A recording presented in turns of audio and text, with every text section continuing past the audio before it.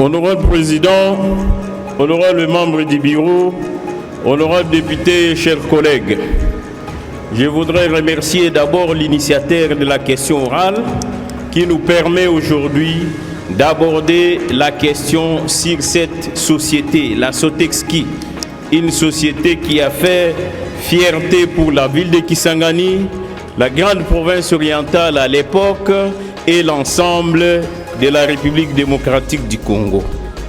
Ça faisait 3 fois que le ministre était invité et nous l'attendions pour venir répondre à la question orale initiée par notre collègue. Mais malheureusement, le ministre ne venait pas. Et pendant ces temps, notre circonscription électorale, surtout où est localisée la Sotexki, attendait cette question, attendait qu'il soit abordé ici en plénière.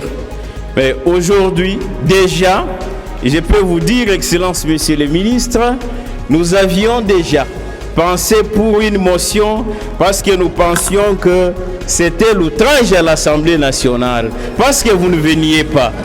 Et heureusement pour moi aujourd'hui, avec votre intervention, la clarté avec laquelle vous avez abordé la question et même l'éloquence avec laquelle vous nous aviez entretenus, ça a tout simplement broyé la motion qui était déjà dans la poche.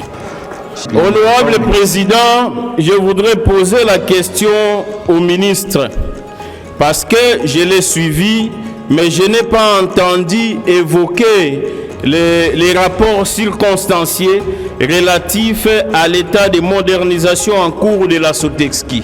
Je suis tombé sur ces rapports où déjà les DG, j'aurais voulu même que ces DG soient ici pour entendre les différentes préoccupations que nous relevons ici.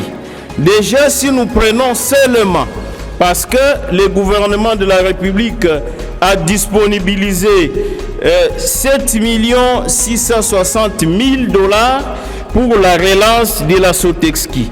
Mais lorsque nous prenons seulement les tableaux synthèse des affectations, l'on se rend compte que les DG justifient 1 278 000 pour les émoluments des administrateurs. Alors, déjà, le gouvernement vous donne 7 millions seulement, mais vous avez déjà utilisé pour des émoluments 1 200 000. Ça pose déjà un sérieux problème.